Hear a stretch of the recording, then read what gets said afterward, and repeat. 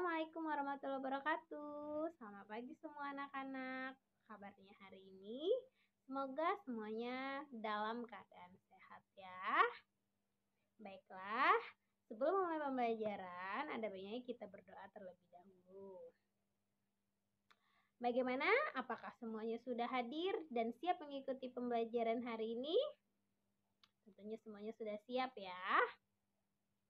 Pada minggu yang lalu, kita telah mempelajari tentang sumber energi, jenis-jenis sumber energi, perubahannya, dan juga pemanfaatannya. Nah, sekarang kita masuk ke tema 9, kayanya negeriku, subtema 3, pelestarian sumber daya alam di Indonesia.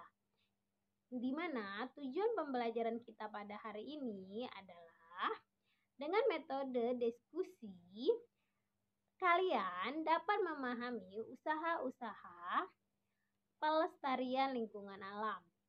Lalu, kalian dapat mengidentifikasi sumber daya alam yang bisa dimanfaatkan sebagai sumber energi alternatif.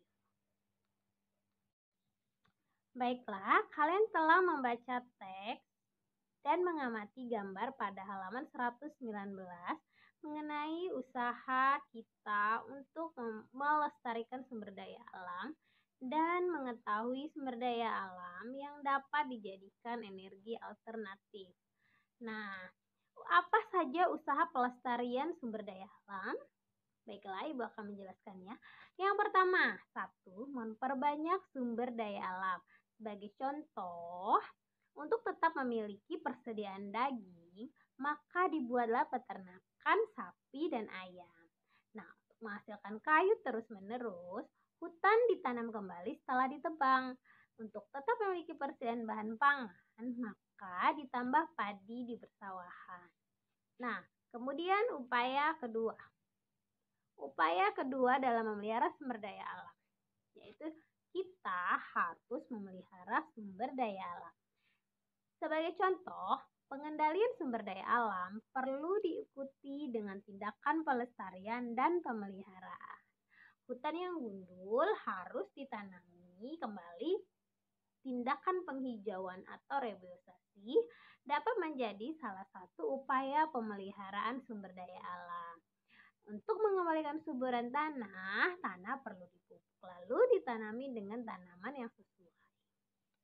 Kemudian yang ketiga, melindungi sumber daya alam.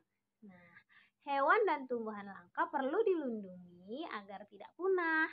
Perlindungan hewan langka dapat dilakukan dengan membuat suaka marga satwa dan taman nasional. Perlindungan tumbuhan langka dapat dilakukan dengan membuat cagar alam, taman hutan raya, dan taman wisata alam. Nah, yang keempat, menghemat sumber daya alam. Beberapa jenis sumber daya alam tidak selalu tersedia di alam. Maksudnya,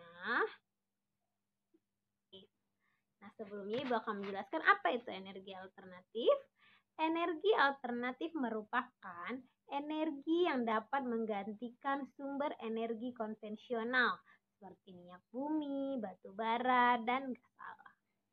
Nah, contoh dari energi alternatif adalah energi angin. Angin adalah gerakan udara di permukaan bumi karena perbedaan tekanan alat untuk mengubah energi gerak menjadi listrik, yang disebut juga dengan aerogenerator. Energi alternatif angin sebagai PLTB, yaitu pembangkit listrik tenaga bayu. Nah, kemudian ada energi matahari. Nah, matahari merupakan sumber energi terbesar dan utama di bumi. Alat untuk mengubah energi panas matahari menjadi listrik disebut panel surya. Energi ini digunakan sebagai PLTS yang banyak dijumpai di hotel atau rumah sakit dan perkantoran. Kemudian ada energi air. Nah, air digunakan sebagai PLTA atau pembangkit listrik tenaga air. Biasanya memanfaatkan air terjun atau bendungan untuk menggerakkan generator, Semakin deras arus, makin besar energi listriknya. Kemudian ada energi panas atau bisa disebut juga dengan geotermal. Energi geotermal berasal dari panas yang tersimpan di bawah permukaan bumi. Baiklah, selanjutnya ada energi bahan bakar bio. Bahan bakar bio merupakan sumber energi kimia berasal dari sisa makhluk hidup, seperti hewan dan tumbuhan. Energi ini dapat digunakan penghasil bahan bakar kendaraan bermotor dan kompor. Nah, bioetanol yaitu dihasilkan oleh tumbuhan seperti jagung, kentang, gandum, dan sorghum. Bioetanol ini dapat menggantikan bensin ataupun premium. Kemudian ada biogas. Biogas berasal dari kotoran hewan. Dengan bantuan bakteri akan menghasilkan gas metana yang digunakan sebagai sumber energi panas pada kompor serta kendaraan bermotor. Nah, selanjutnya ada energi gelombang air laut. Gelombang laut terjadi karena hembusan angin pada permukaan air laut.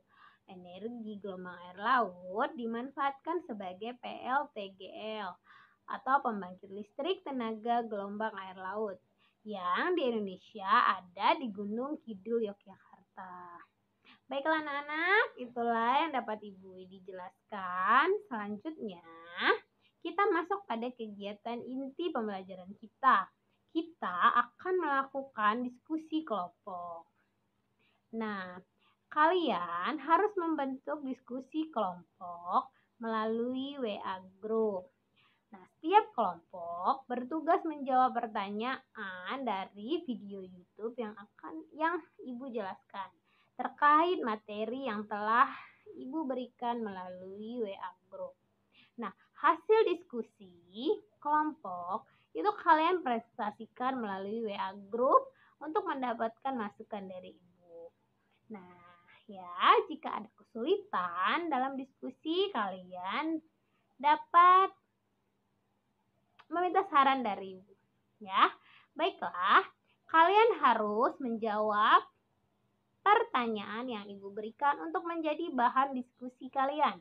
Pecahkan permasalahan ini dengan diskusi.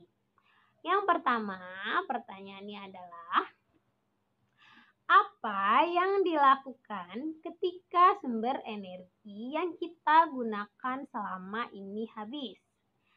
Kedua, tulislah apa yang kamu ketahui tentang energi alternatif. Simpul pembelajaran kita pada hari ini adalah usaha kita dalam pelestarian sumber daya alam dapat kita lakukan dengan memperbanyak sumber daya alam. Kedua, kita dapat memelihara sumber daya alam, memanfaatkan sumber daya alam, dan juga melindungi sumber daya alam. Nah, apa saja sumber daya alam yang bisa dijadikan energi alternatif? Yaitu energi bahan bakar bio, energi gelombang air laut, energi matahari, energi air, kemudian ada energi angin, dan energi panas bumi. Nah, baiklah. Apabila ada yang ingin kalian tanyakan, bisa kalian tanyakan kepada Ibu melalui WA Group. Dan kerjakan tugas yang setelah Ibu berikan tadi ya. Lakukan secara diskusi. Terima kasih anak-anak. Selamat belajar. Tetap semangat belajarnya. Assalamualaikum.